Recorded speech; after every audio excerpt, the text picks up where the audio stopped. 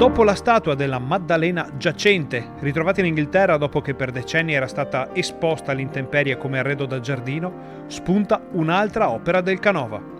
Saranno i 200 anni dalla scomparsa del grande artista veneto, sarà l'attenzione mediatica mondiale, fatto sta che a ogni piè sospinto emerge un'opera perduta.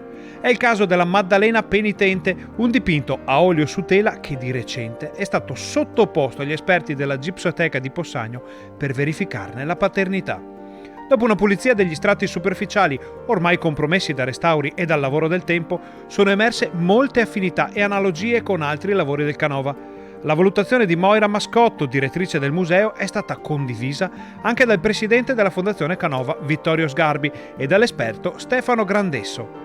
I tecnici canoviani, inoltre, hanno condotto approfondite ricerche e dai documenti si può evincere l'esistenza di un dipinto del Canova rappresentante proprio la Maddalena, di cui parlano anche i biografi dell'artista. Studi esterni ed evidenze scientifiche confermano quindi l'attribuzione al grande scultore e pittore e ora tutti potranno vederlo. Il quadro sarà infatti esposto alla Gipsoteca di Possagno dal 23 giugno.